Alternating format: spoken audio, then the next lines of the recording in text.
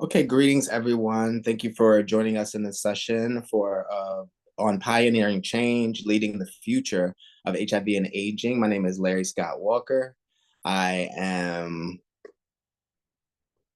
I'm sorry, I'm trying to see. I'm a Black same gender loving organizer living with HIV in the Atlanta area. So shouts out to anybody who's joining the call from Atlanta. I'm the co-founder of Thrive Support Services. I served as the executive director for the last 9 years. I'm no longer connected to that work, but very supportive of the work that we did at Thrive, but also of the work that we do in the HIV field. I have a passion for building esteem within Black communities, all Black communities, not just the Black same gender loving community, but that has been where most of my work has been located. And I'm a master's candidate in Africana Studies at Georgia State University.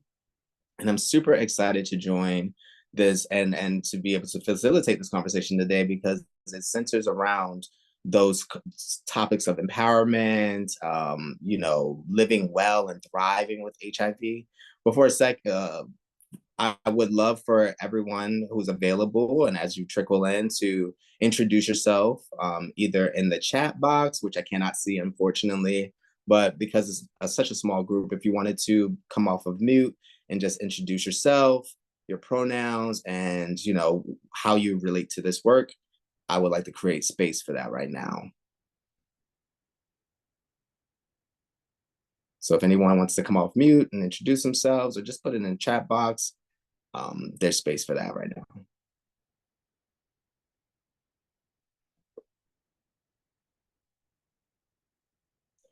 Awesome, awesome. Well, folks will join when they can.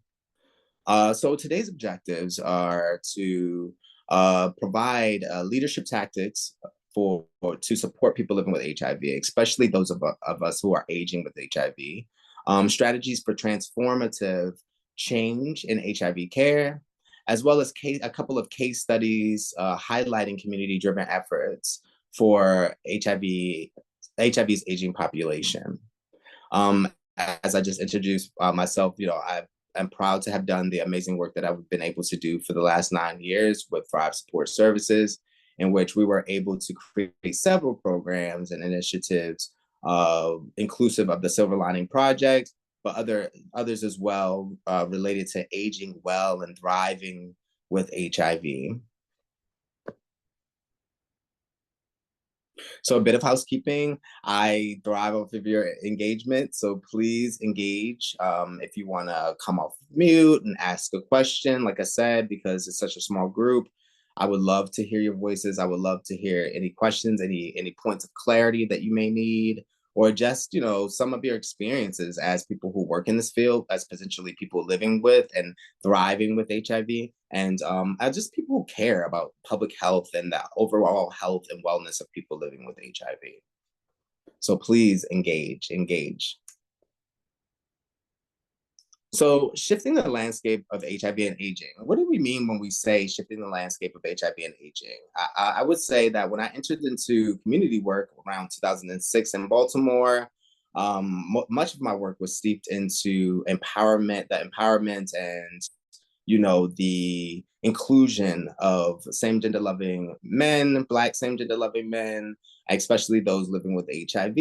And the majority of our members were people over the age of 50, a lot of these long-term survivors and people who saw HIV from its beginning, who laid the groundwork for the communities that I get to enjoy as a same gender loving man or just a Black person in general.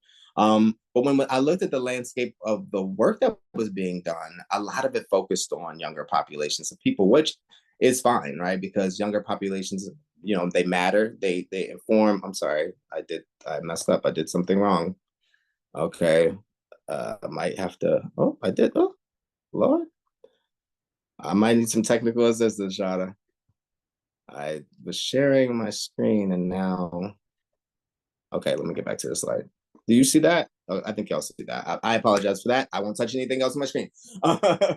So, you know, and that kind of made me feel some type of way, right? Like you have all of these people who are aging in our communities, but a lot of the work focused on younger people. And I understand, like, we want to support people throughout their whole trajectory as people who are same gender loving, as Black people, as people living with HIV. But, without adequate care for our aging populations, we kind of just leave almost the majority of the people who are living with HIV currently, unsupported. And we'll go into why programs that support us aging with HIV are so important. So the fact of the matter is this, that people living with HIV are living longer and healthier. And some of the reasons are on the screen, but there are a plethora of reasons why we are living longer and healthier with HIV. One of those main reasons being biomedical interventions. Medicines have gotten better. In the 90s, the discovery of the protease inhibitor, and that helps, to usher in the, cocktails of medicines that we can take, this robust treatment landscape for people living with HIV. Now we're up to, we have one-a-days, we have injectables, we have long-term acting pills that you can take and things of that nature. So it's become a lot easier to treat HIV. So there's a lot less casualties to HIV. But I would be remiss if I didn't mention, the support that community-based organizations and AIDS service organizations have provided to people living with HIV that far transcends just medication, right? Linkage to services and resources, support groups, outings, engagements, trainings, and all of those things. Those contribute to our ability not only to live with HIV, but to live well with HIV, right? And then also the amazing advocacy that has been happening around HIV by people living with HIV since, the early days of HIV. We're talking about groups like ACT UP, and leaders like Ron Simmons and Phil Wilson, and all of these amazing people who have contributed so much of their life work to making sure that the advocacy that was necessary for people living with HIV, those advancements, even the medical advancements we were able to make, would never have happened if not for these advocates. So on the screen, it says it gives a snapshot of the percentages of people living with HIV over the age of 50. So of the 4 million plus or so people living with HIV globally, there are 13% of those people are over the age of 50. 13% of the people, all people living with HIV, are living with HIV over the age of 50. And in our country, 50% of those living with HIV are aging, are over the age of 50. So squarely centering or orienting our work to younger populations or people under the age of 50 is wrongheaded, right? That leaves the majority of the people in our country who are living with HIV unsupported. So because of a lot of these advancements, because of a lot of the medical and community advancements we've made towards, better treating HIV and supporting those living with HIV, I've seen a shift from just living with HIV to thriving gracefully into your senior status with HIV. So here on the screen, I suss out a little bit of what, living entails versus thriving with HIV entails. So living with HIV centers almost like, just taking your pill, making it to the next day with HIV, if you will, taking a pill, going to the doctor, rinse and repeat, effectively managing HIV. This doesn't necessarily include, stigma reduction, connecting to communities, to thriving communities of folks who can actually help to make one's walk with HIV, one's experience with HIV better. So the thriving with HIV category, I put, transcends, medical treatment. And I think that we all can agree with that, right? Like we're more than just bodies who need a pill, we need community, right? So we need knowledge that can help us to,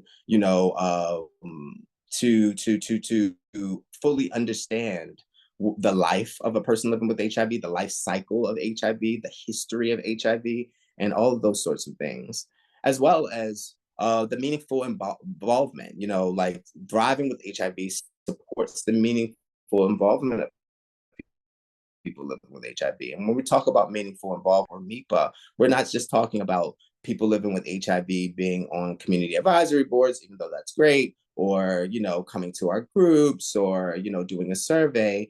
It's involvement at every level of decision making. So people living with HIV on your board, your executive bodies, and fully engaging the space and adding what their lived experiences and their trials and triumphs to the decision making and overall directionality of the way that our work will go.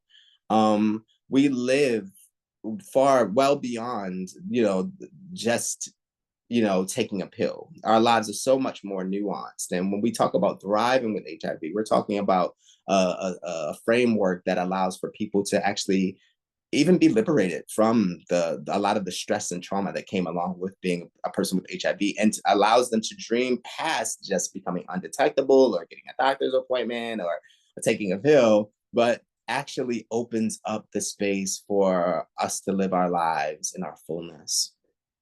Any questions up until this point? Again, feel free to come off mute. We have a small group.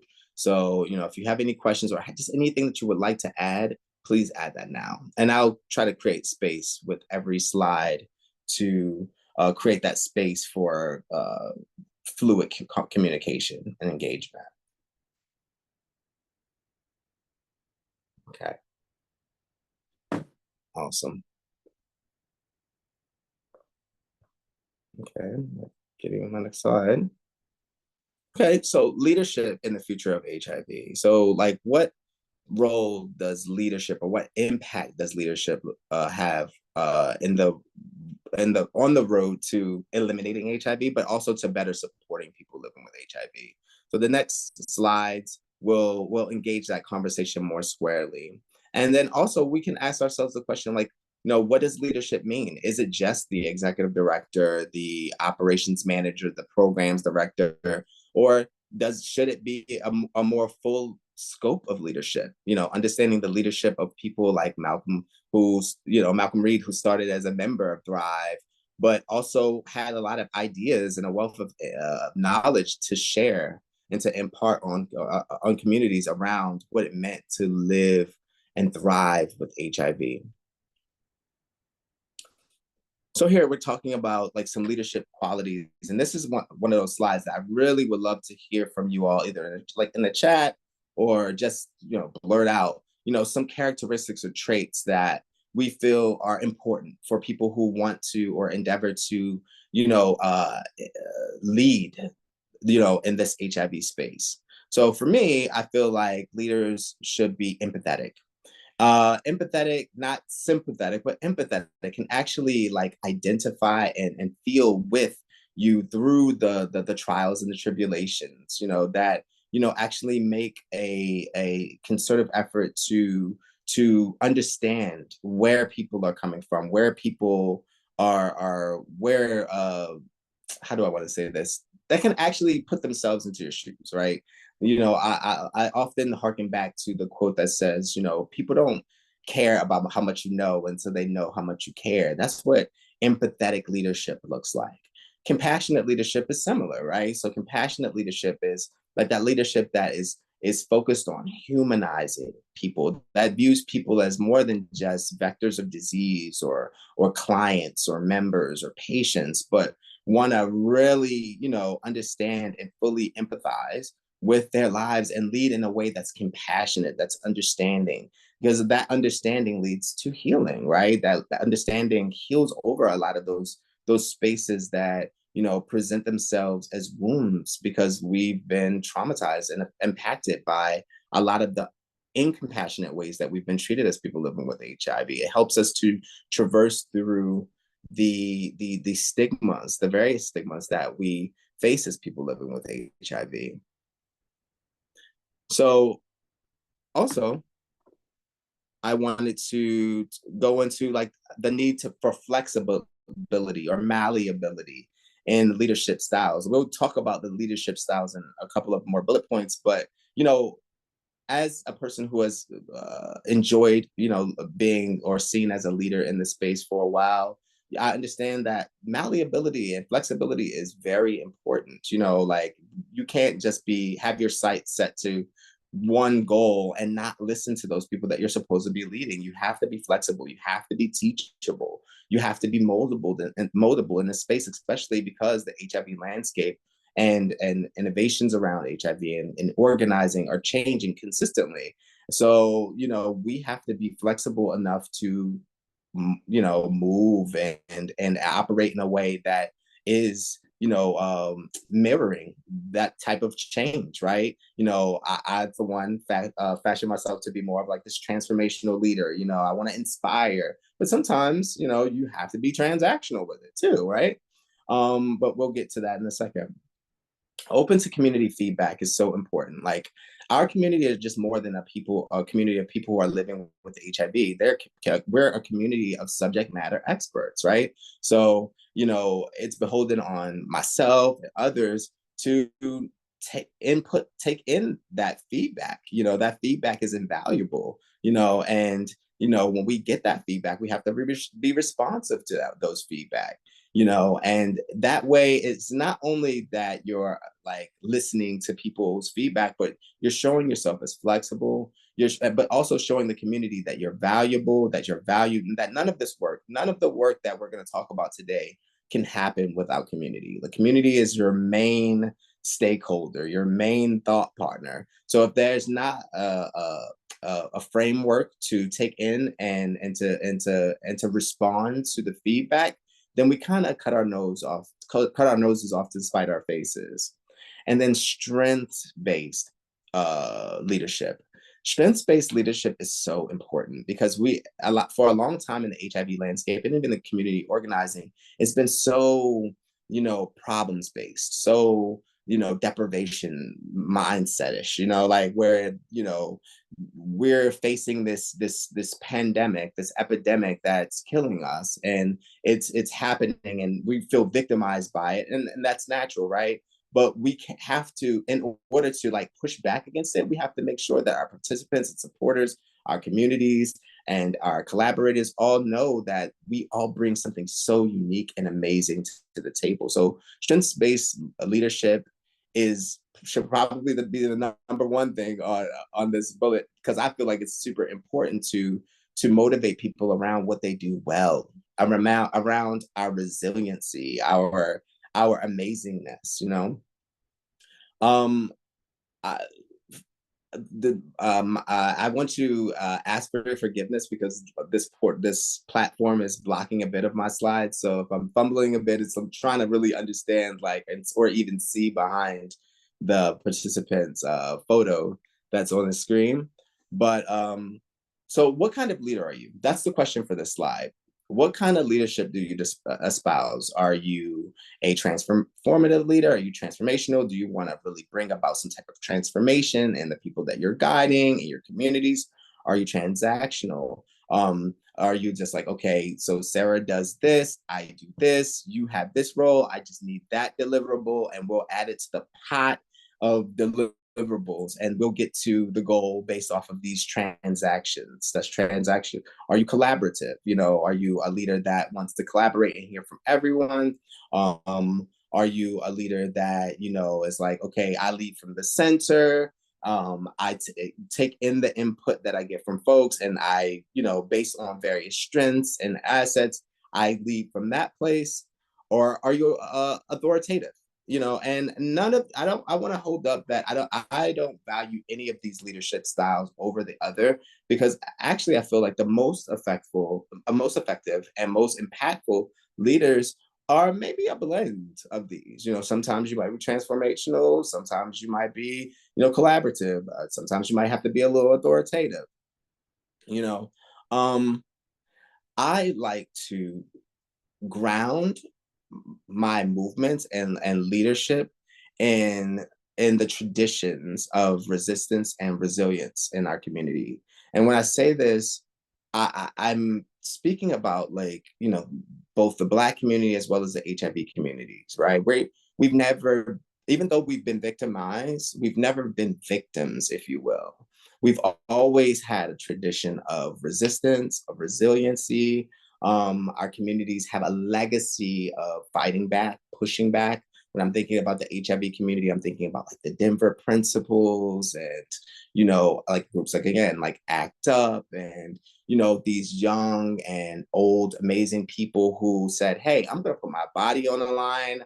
I'm going to use my wealth of talents and knowledge to move this needle forward to gain equity and inclusion and justice and liberty for our communities. So I feel like when we root our movements in that tradition, then it builds the morale of everybody involved, including ourselves. It's really, really hard to respond from a space of feeling diminished. So it's important in every context to remind our communities that we've always had something to push back against. And when we have done that, we've won, be they small wins or large wins. When we root our movements in the traditions of the resistance and resiliency and response that we've always had, then this work, though daunting, it doesn't feel insurmountable because we're like, hey, I've been here before.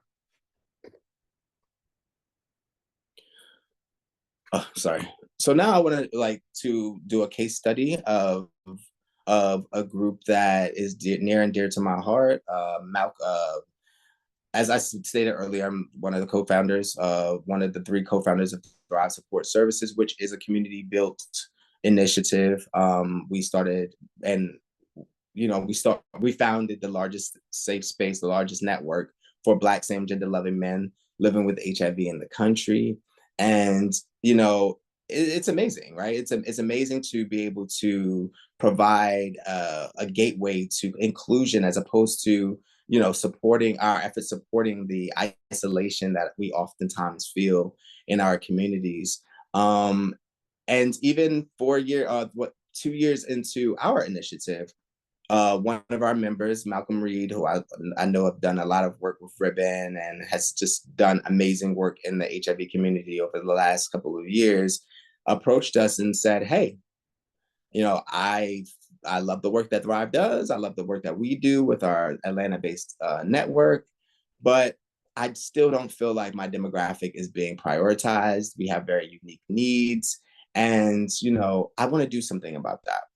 So if you know me at all, or even have sat through a presentation of mine, I'm a very much like see something, say something, do something type of person. So I tell Malcolm, hey, whatever you decide that you want to do, I'll support you in doing it, but it has to come from you, right? Because of that, again, I'm not a person over the age of 50, not yet. I'm close to it. I'm in striking distance of it, child, 5 years.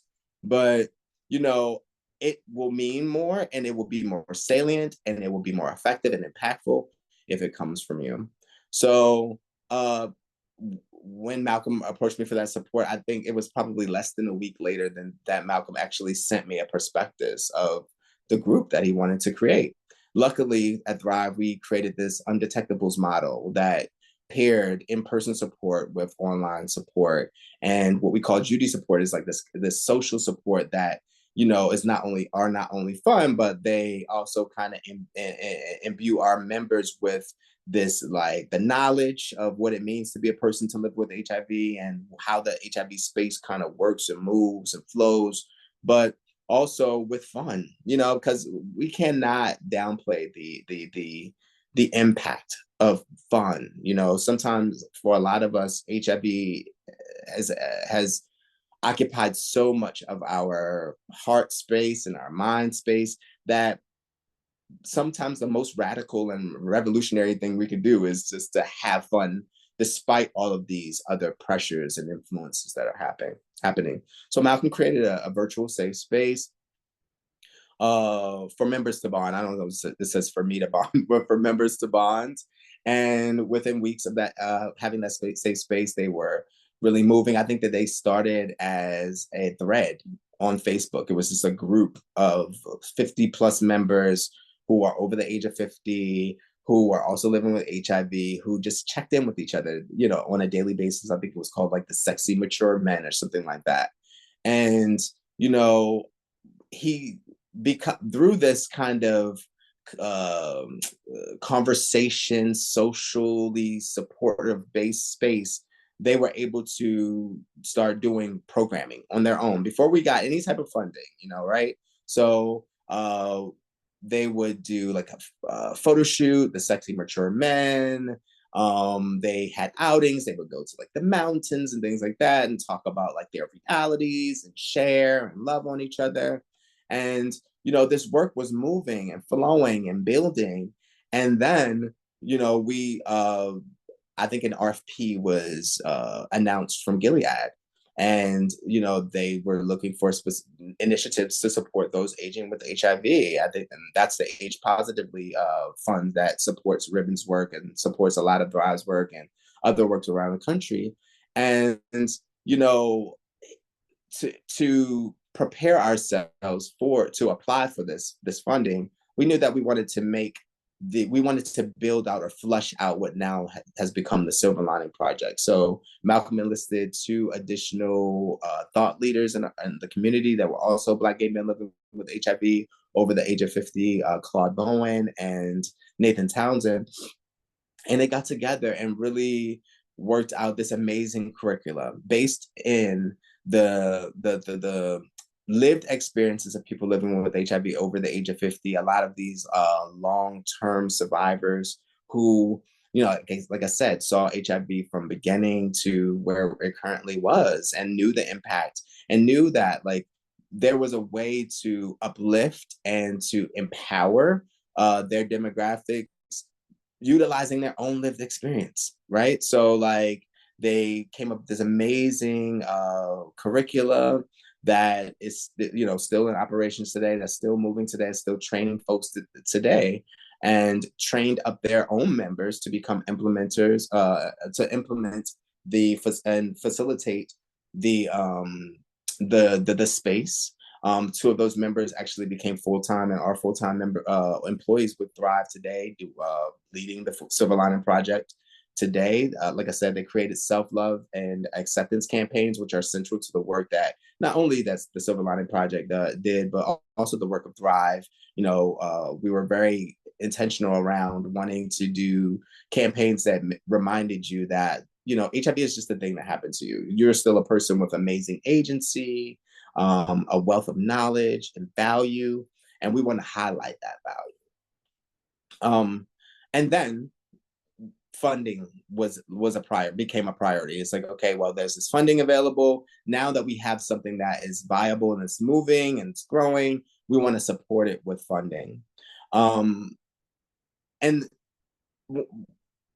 but I don't want to say this, but one of the essential elements to the efficacy of the Silver Lining Project, again, is the continuous collection of feedback from participants, right? So again, I feel like our efforts fall flat when it's just like, well, Larry has a great idea and Larry's going to implement it in this way and do all of these things and create all of these benchmarks from Larry's lived experience, because Larry is only one person living with HIV, right? Malcolm is only one person living and aging with HIV. He can't speak for the whole community. So they had to glean and capture that feedback from community, right? It helped them to remain responsive to the needs of their members. So, and also it helped them to cater to and center the quality of life of their members, right? To like really make the quality of their lived experience the focus, as opposed to we trained 15 people, we went on a trip, we shot a campaign with 15. It's just like those numbers are great, but like if it doesn't equal to like I as a person living with HIV am living better, I experience the world in a more full way, I'm able to insert myself in and approach the world from a way that from a standpoint of wholeness, then it's just work for work's sake, in my opinion. That feedback helps us to remain centered around the betterment of the lives of our participants, our members, our brothers, our sisters, our family. So innovative strategies for support. We just talked about the Silver Lining Project, but these are some strategies and loosely strategies because again, most of this came from my experience as the leader of Thrive, but then also my experience as a person living with HIV. But again, I would be remiss if I didn't encourage you to speak up and to say outwardly to the rest of the participants your strategies because I live in Atlanta, Georgia, right? And I've experienced the strategies that are within the space and around the country, but I've not, there's no way for me to be able to report out all of the innovative strategies. So if any come up for you or for me, I definitely want to welcome them to be shared in this space. So, as you probably gleaned already, um, support is super important for me. And the reason that it is because HIV can be a very isolating disease. A lot of us, have that experience where like we get the result and we immediately start feeling alone. Like I'm the only one, or like I can't tell anybody about this. I have to just deal with this by myself. And then even that cortisol response within the body isn't helpful for our health, but for the mind, it's super daunting to think that I'm going through this by myself, right? Even though there's, 1.2 million people in the country living with HIV, I'm going through this all alone. That's super, super sad. It can zap one's morale. But what else is very isolating? Aging.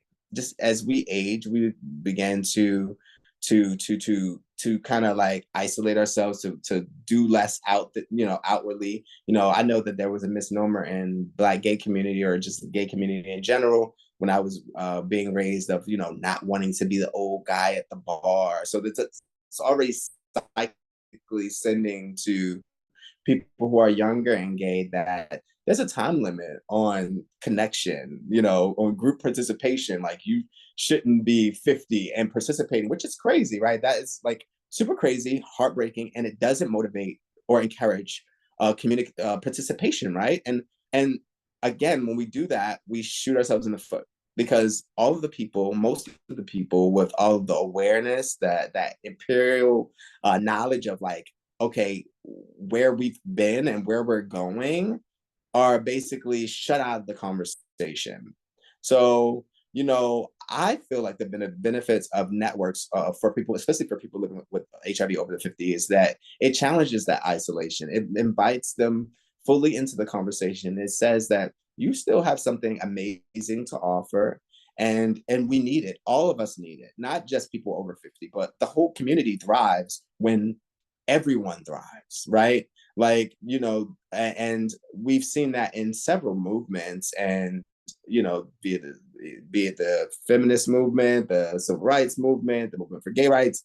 I mean, like, there's not we can't pick and choose. It can't be like everybody that's from, 18 to 49 can play and everybody who's over 50 just need to go away. Like, that's not going to work. Like, we're not going to get anywhere by silencing those people who hold our histories, essentially.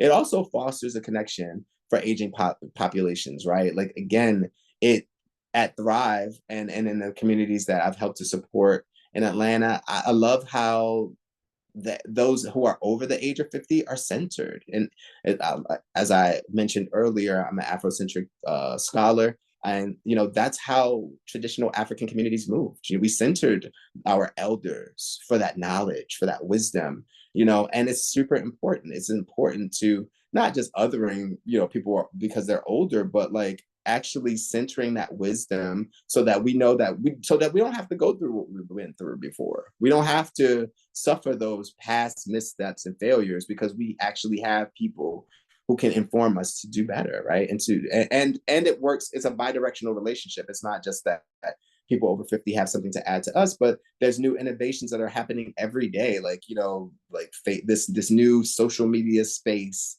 or social media scape, that young people are so aware of. Those types of tools are very beneficial to people over the age of 50 and who are in aging populations. So we can kind of foster that connection that's super beneficial.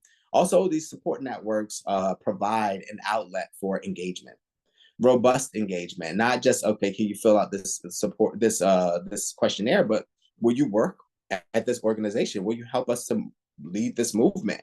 We get more robust support. Again, if we try to do everything in our vacuum or in our silo of supporters or friends, then we're limited to like the amazing intellects of only a few people. But when we create these supportive networks and systems, and it doesn't just have to be a network, like everybody got to have a network that's housed in a space, but just building community is so important, because again, it increases our numbers, and those numbers are important to our efficacy. And then it challenges, again, like I was saying earlier, that the only one thinking, that's really kind of, it's not only like not helpful to the movement, but it's not helpful to thriving as a human, to feel like you're the only one who's going through a thing.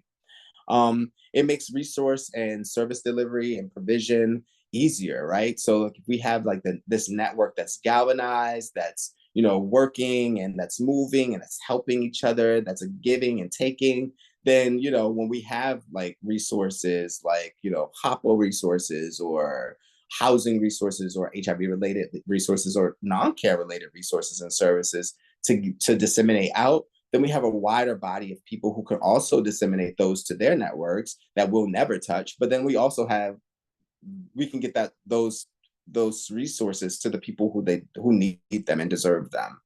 Um, it helps to lessen feelings of shame and stigma. If you talk to any person living with HIV and aging, because there's various respective shames and stigmas that come along with each, right? So like, there's a shame of being a person living with HIV because of all of the stigmatizing misconceptions that exist around living with HIV. But then there's a lot of shame with aging, as I spoke to earlier, with not wanting to be the 50-year-old guy at the bar or whatever like that. It's really helpful to come up with like support spaces and systems to help to mitigate those feelings. And again, one of the main tenets that Malcolm and Nathan and Carl were sure to include into the curricula for Silver Lining Project was of dealing with loss and understanding loss faced by those aging and people aging with HIV, right? Like, it's the loss of, vitality. It's the loss of friends. A lot of folks who are blessed to be over the age of 50 living with HIV have experienced tremendous loss, of people. There's a survivor's guilt that a lot of folks face, after, existing through the earlier days of HIV or AIDS, where a lot of people were lost, and some people feel like, well, why am I still here? Why didn't I die too? Right. And, that can be a really daunting and heartbreaking experience to have, right? So like, it's really important to have a system to actually deal with that, a way to address and to confront that in ways that build and that fortify the person on the other end. And of course, as with all of my slides, I want to know what your the benefits you feel like networks of people living with HIV, especially for those aging with HIV, have, right? So again, I'm gonna pause a bit and allow for anyone to come off of mute or to put it into the comments. What are some benefits that you see for people who are connected to other people living with HIV and mobilizing around that?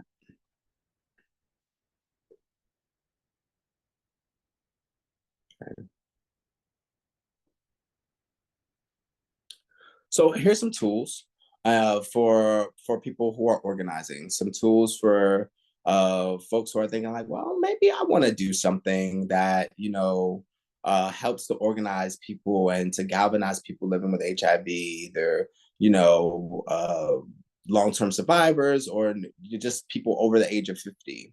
And the first tools I feel like are people who actually have done the thing, right? So as I mentioned, Malcolm Reed. He's the founder of the Silver Lining Project.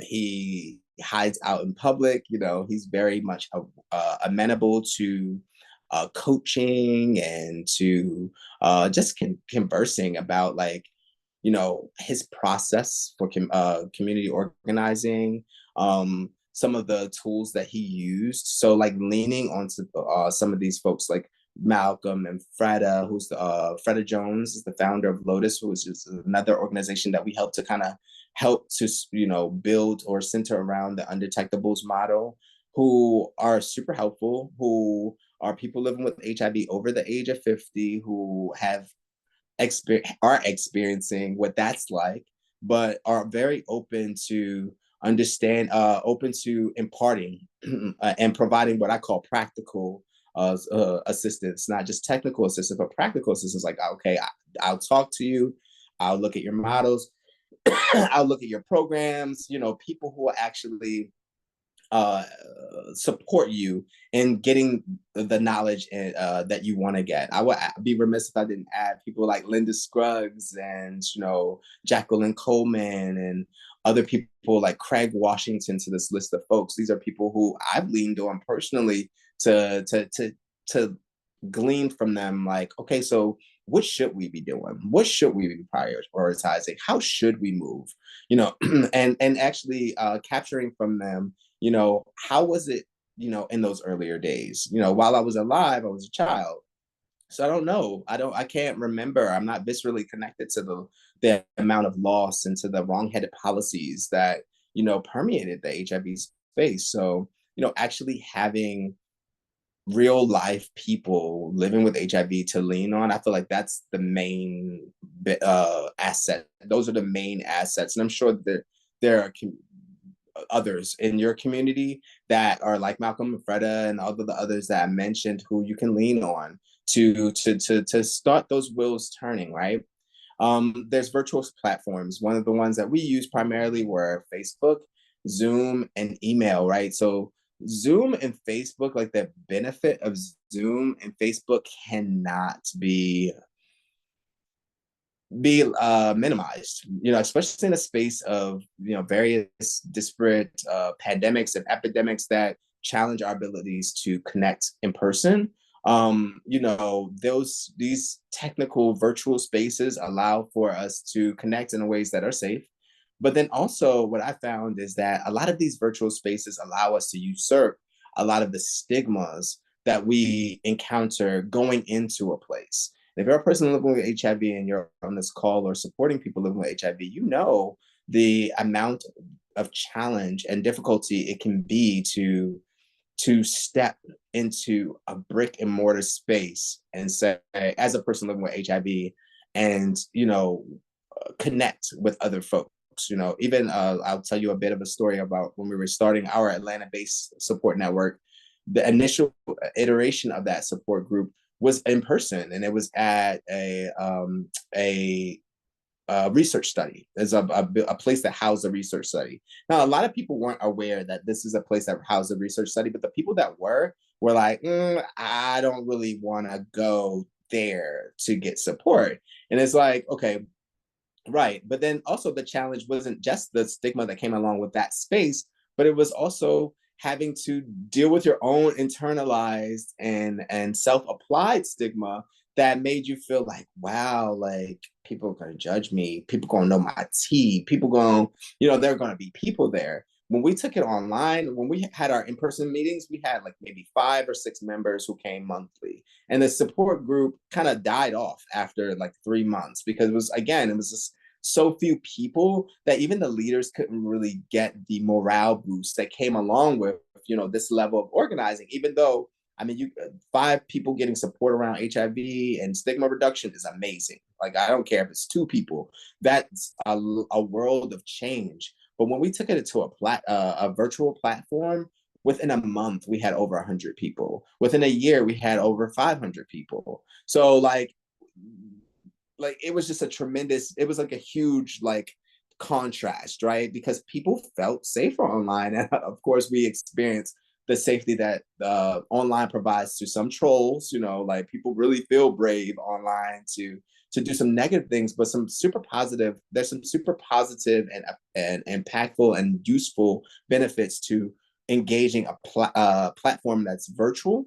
because people don't have to deal with, being seen necessarily, or, or having their tea spilled. People felt more comfortable being honest, and a lot of in-person settings, you feel like, okay, I have to talk like this. I have to have read these books, and online just provided a platform where folks were able to say, like, this is how I am, this is who I am, this is how I'm showing up, and not feel judged around that.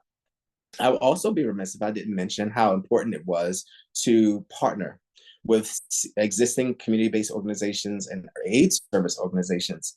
Even though, like, again, those places have their drawbacks, and especially when you're trying to organize in those spaces, a lot of them are funded by different grants that say you can do this, you can do this, but you can't do that, you can never do this, and so there were a lot of restrictions with that. But people living with HIV primarily go to community-based organizations, aid service organizations. So, we found it very helpful for our recruitment.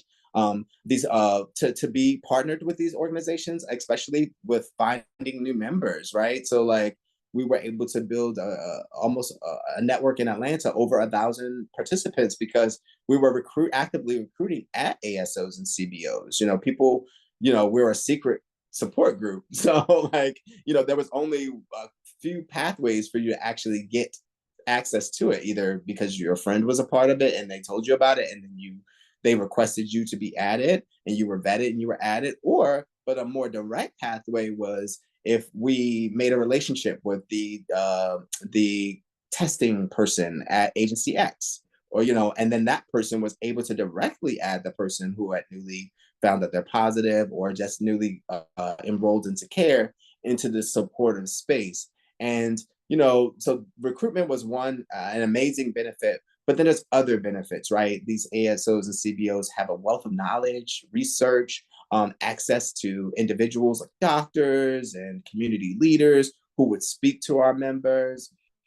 And oftentimes they were willing to provide space for us, food for us, and those relationships, those partnerships were very important to us for those reasons as well. But that partnership was also, again, bi-directional, right? Those ASOs needed to be connected, benefit from a connection with a body of people living with HIV who can inform how their practices go.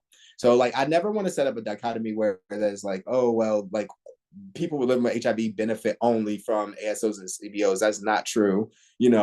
They greatly benefited from the knowledge, the wealth of knowledge that we have as subject matter experts, right? We were able to tell them, yo, move that waiting room from the front to a more discreet space. We were able to tell them, hey, look, you close at 6 and we get off at 5. So that means we only have an hour of support that you can provide us. If you're really trying to support our communities, you need to be open until 8, and you might need to open on Saturday and Sunday. Like, those types of relationships it was so important, right?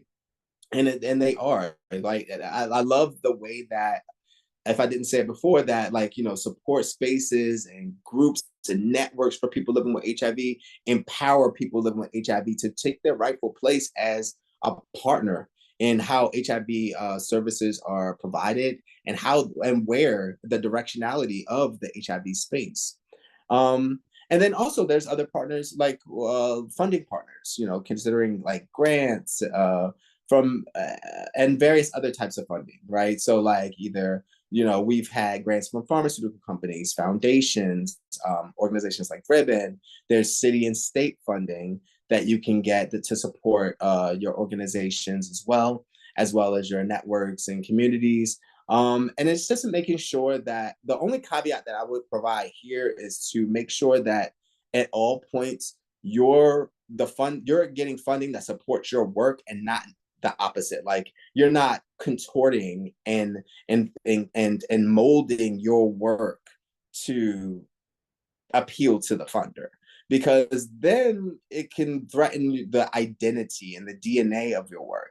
And I feel like your work is so amazing and innovative, and oftentimes something that is so innovative that, like, these funding partners couldn't have thought of that will work in a million years. So it's important to go after funders and that support the work that we're doing, and what the work is becoming, and not contorting our work to fit into the landscape of funding, because that can be a daunting dance that changes every couple of years, and you don't want your network, organization, initiative to have to change its face every couple of years to appease funding.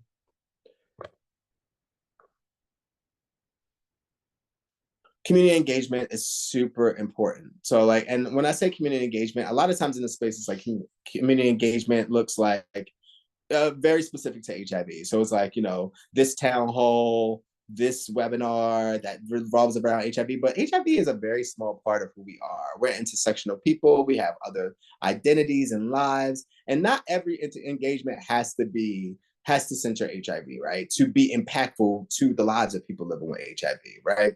So I'm talking about in-person engagements. We did a lot of brunches that also, they were geared around you living well with HIV, but again, it transcended just HIV service provision and numbers. It was more so like, we need to get y'all talking, get y'all meeting, vibing, loving on each other. So that, like, brunches, I'm talking about walking groups, traditional in-person support groups, because I would never diminish or downplay the importance of those spaces, but that's not the only space to get to improved health outcomes for people living with HIV.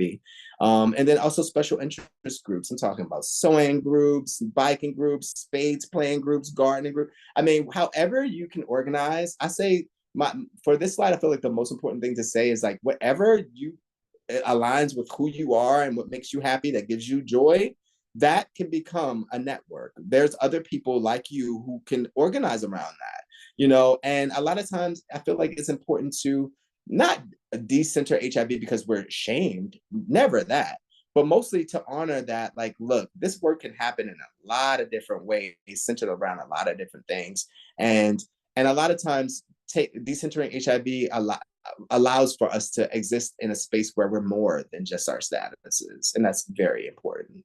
Advocacy trainings are super important. Advocacy and HIV advocacy is so important to the HIV community that it can never be left out. Like, we have to know how to push back. We have to know how to adequately insert ourselves into conversations that revolve around our lives. So I feel like advocacy trainings and educational workshops on diverse issues, inclusive but not limited to HIV, are super important for that space. And again, we want to do sessions and provide space for that highlights the strength and resiliency around people living with HIV, right? So we want to make sure that we're always telling the story about how we're victorious and not victims, how we create paths and models that support our lives in a way that's so beautiful and so impactful, and we've always done that, with funding or without funding. And I feel like that's one of the most empowering things that a person like myself living with HIV can get, especially aging with HIV. So I would say that one's ability to live well with HIV is often predicated on these various things, but I also want to hear from you as well. Feeling a sense of community, it's just important just to feel like, again, like you belong somewhere, that contributes to feeling seen and supported within one's community, right? So like, again, Malcolm was a part of Thrive's network, but he didn't feel like he was fully supported as a person living with HIV over the age of 50. So what could we do to mitigate that space? And he provided an answer, and we supported wholeheartedly, because it was our duty to do that, to make sure that everyone in our networks feels seen and important just as anyone else. It is also important to have like a pathway to connecting meaningfully with their peers in ways that are empowering and entertaining. So like everything cannot, like, I don't, how do I want to say this? I feel like what we get wrong in ASO and CBO spaces is that a lot of times it's literally just about HIV. Like, it's like, okay, we're going to just train. But I hold and I contend that there's a way to do those trainings in ways that are empowering and fun. Like, fun is super important to our movements, and I feel like we can do both. I feel like I've harped on this a bunch through this presentation as well, so I'm not gonna like belabor it. But as much as we can, try to match those educational spaces with entertainment and making sure that, you know, it's a balance there. I feel like that will add to our efficacy. Having access to role models, and that's just and exemplifications of the strength of one's culture and identity. So, like, again, you know, making sure that we know about the folks like Bayard Rustin as Black same gender loving men, or you know, about, you know, folks like Ron Simmons and Carlton Smith, and all of these people who have like dedicated their lives to our betterment. We are better for it, you know, and the more we do that, the better. And then care options that are culturally relevant, affirming, and responsive. Culturally relevant being, I'm a Black gay man living with HIV over the age of 50. I want to see Black gay men living with HIV over the age of 50 on the walls. I want our culture to be present. I want to see things that make me feel like I belong here. You know, affirming, again, that affirms my existence in this space, my culture in this space, but then also responsive. And responsiveness is super important. Like, you know, if like we said, you need to be open until 6, you until 8, you asked us, and now you're still open just until 6, then that makes me feel really diminished, and like you just kind of tokenize me as a person living with HIV. If people are providing you with input, implement that input and make sure that we're doing the things to make sure that we're responding to the culture of folks, and in ways that are like, okay, you said this and we did it. You know, you gave us this amazing invaluable jewel and we implemented it. Not that we just said, okay, check the box for a funder. You said that we had to have a cab, now we got a cab, you know. I'm moving kind of fast because I do have I do have class that starts at 4:30, but I want to make space for all of your questions, any questions that you may have. We don't have And any Sean, questions you in the don't? chat. Okay. Well, my email is provided to you on the screen. That's info@lwalkerllc.com. And even my phone number, like I'm open to receiving text messages. You know, if you have any points of like clarity or even contention, like you're like, well, I don't agree with what you said on slide 3. Like, please hit me up. I'm still flexible and malleable. I'm still growing in this space. So, and I would love to hear from you. I feel like together we're stronger. We're just stronger together, right? And you know, I'm just one person in this work, just as you. And you know, if we can pair ourselves and marry our efforts to for the betterment of our people, then we'll all be better for it. I appreciate Ribbon for providing me the space, as well as your technical assistant, Shauna. And I appreciate you all because, you know, we're manifestations of a legacy of resiliency and power. And I want to continue to offer myself as a person who can help, you know, to further this goal and mission of our community. Thank you all so much. And on behalf of Ribbon, we want to say thank you for your time. Thank you for this great presentation. There are people in the chat that saying thank you for a job well done and for your contribution to this topic. So again, thank you.